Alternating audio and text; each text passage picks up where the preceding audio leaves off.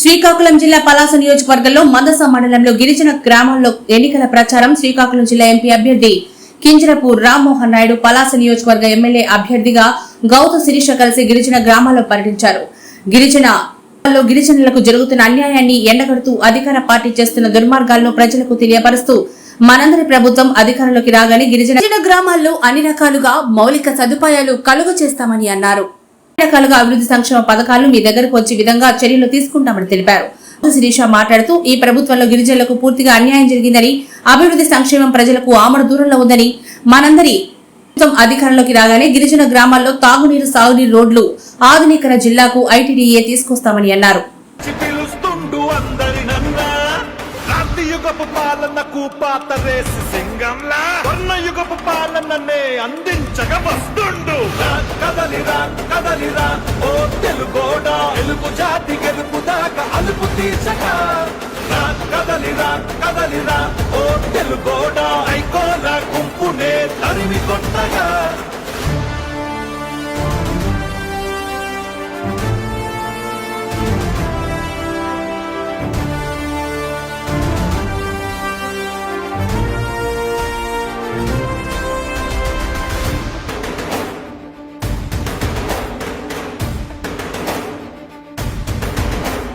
విషపు నవ్వులోడి ఇనుప కాళ్ల కింద నలిగిన 5 కోట్ల ఆంధ్రుల సంఖ్యలను ఇకపై విడిపించగా.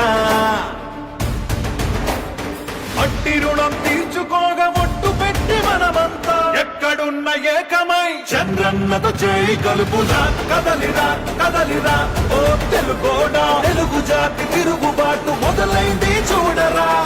కదలిరా కదలిరా ఓ తెలుగోడా, తెలుగుదేశ జెండాకి తిరుగే లేదురా.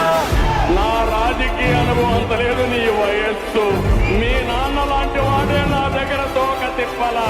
నువ్వు నాకు కథలు నేర్పిస్తావా జగన్మోహన్ రెడ్డి? నాకు నువ్వు ముఖ్యం కాదు, తెలుగు జాతి ముఖ్యం.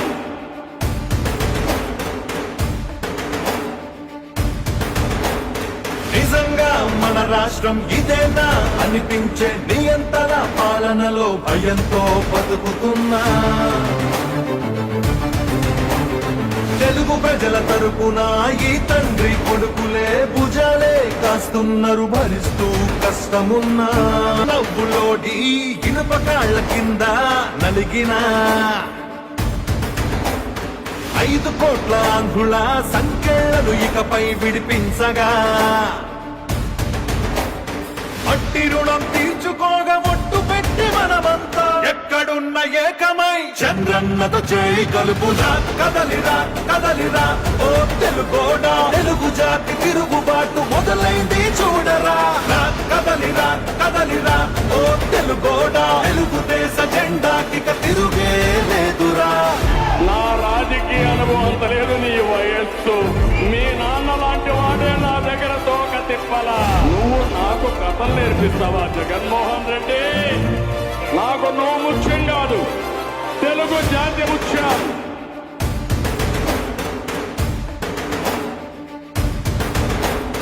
నిజంగా మన రాష్ట్రం ఇదేనా అనిపించే నియంత్రణ పాలనలో భయంతో బతుకుతున్నా.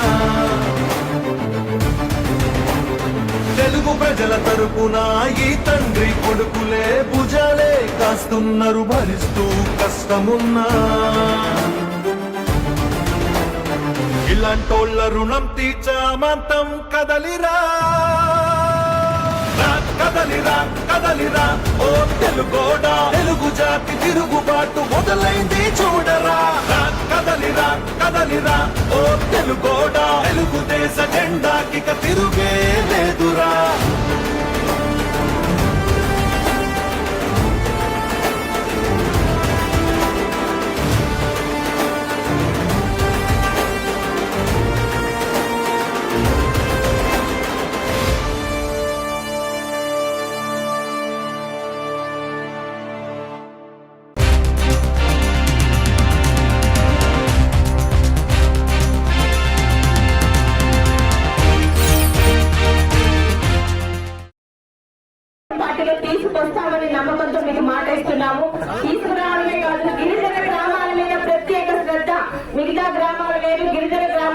మౌలిక సదుపాయాలు మంచినీళ్ళు కానీ, రోడ్లు కానీ, అలాగే వాటర్ ట్యాంక్స్ కానీ, వీధి దీపాలు, ఈ 4 మౌలిక సదుపాయాలు కంప్లీట్ గా పూర్తి చేస్తారు.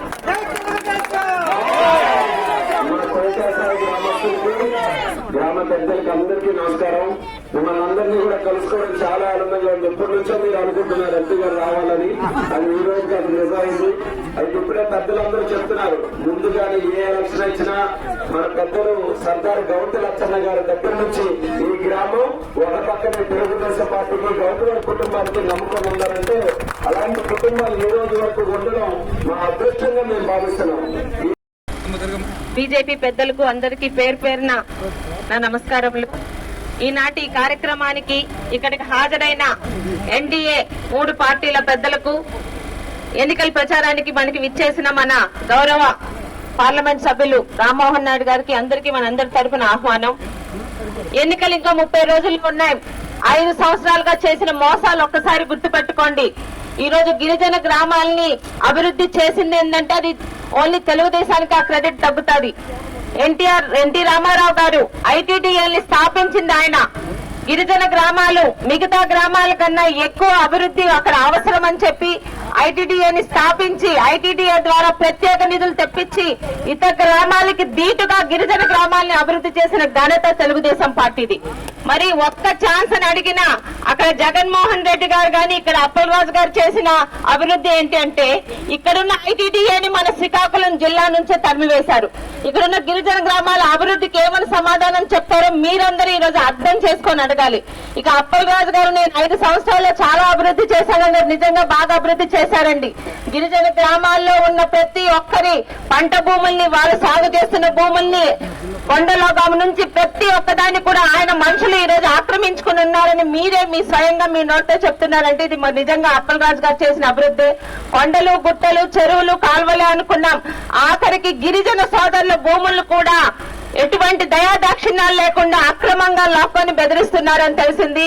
ఖచ్చితంగా దున్నేవాడిదే భూమి. ఎన్నో తరాలుగా తాతల నుండి ఈ రోజు మీరు సాగు చేస్తున్నది. రేపు వచ్చే తెలుగుదేశం ప్రభుత్వంలో మన ఎంపీ రామ్మోహన్ నాయుడు గారితో పాటు జిల్లా పెద్దలందరినీ కలుసుకొని మీ భూములని మీకు ఇంక ఎవ్వరు భవిష్యత్తులో ఎవ్వరు మీ దగ్గర నుంచి లాక్కోలేకుండా అన్ని రకాలుగా మాట్లాడి మీ భూముల మీద మీకు ఆధిపత్యం ఇవ్వే ప్రయత్నం ఖచ్చితంగా చేస్తాము.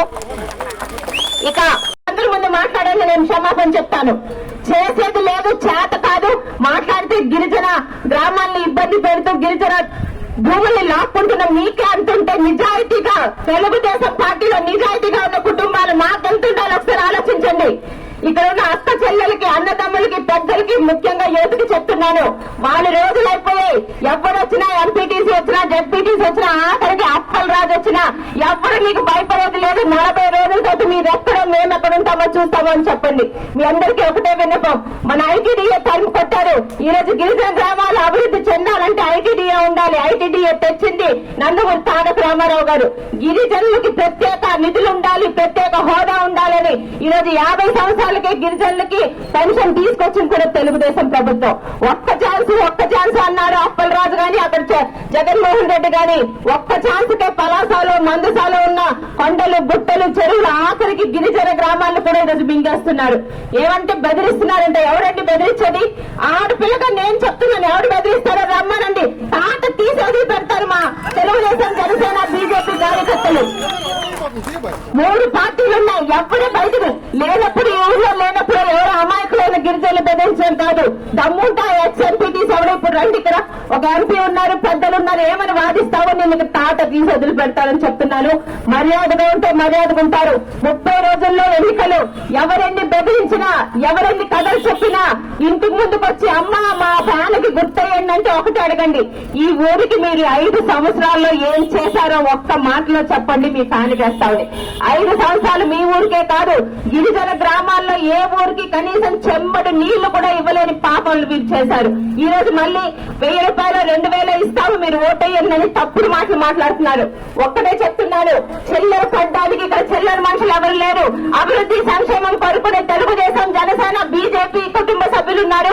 ఖచ్చితంగా వచ్చే ఎన్నికల్లో ఇటు పలాసలో గాని, రాష్ట్రంలో గాని తెలుగుదేశం జెండాని ఎగరేసి మరి ఇక్కడ మా ఇబ్బంది పెట్టిన ఏ వైసీపీ నాయకుడు మాత్రం వదిలి పెట్టేది లేదని మీ సాక్షిగా చెప్తున్నాను. మరి ఈ కార్యక్రమాన్ని ఇంత మండుటండలో కూడా విజయవంతం చేసిన ప్రతి ఒక్కరికి పేరు పేరున నా ధన్యవాదములు. జై తెలుగుదేశం, జై జనసేన, జై బీజేపీ. గిరిజన గ్రామాల్లోనైనా నువ్వు ఒక రోడ్డు గాని, ఒక వాటర్ ఫెసిలిటీ గాని, కనీసం మిగతా ఏమన్నా చేశావని అడుగుతున్నాను. ఏమీ చేయకుండా 5 సంవత్సరాలు దోచుకొని తిని ఈ రోజు భయపెడుతున్నారంట. ఏమా 5 సంవత్సరాలు ఎవడు ఏమి అభివృద్ధి చేయకుండా ఈ రోజు ఎవరో వచ్చి భయపెడితే భయపడతారా అని అంటున్నాను. తెలుగుదేశం పార్టీ అప్పుడు ఇప్పుడు ఎప్పుడు గిరిజనులకి 50 సంవత్సరాలకి గిరిజనులకి పెన్షన్ తీసుకొచ్చిన పార్టీ. గిరిజన ప్రాంతాలని ఐటీడీఏ ద్వారా చాలా చక్కగా అభివృద్ధి. ఈ రోజు ఏదైనా అభివృద్ధి జరిగిందంటే గత 30 సంవత్సరాలు అది తెలుగుదేశం హయాంలోనే జరిగింది. ఒక్కసారి చేసిన పొరపాటు ఒక ఐటీడీఏనే పంపించేసింది. ఇంకొకసారి మనం తప్పు నిర్ణయం తీసుకుంటే అసలు గిరిజన గ్రామాల్ని పూర్తిగా నిర్మూలించేలాంటి భయంకరమైన నాయకులు ఈ రోజు వైసీపీలో ఉన్నారు. మీ అందరికీ పేరు పేరున ఒకటి అడుగుతున్నాను. చంద్రబాబు నాయుడు గారు రావాలి.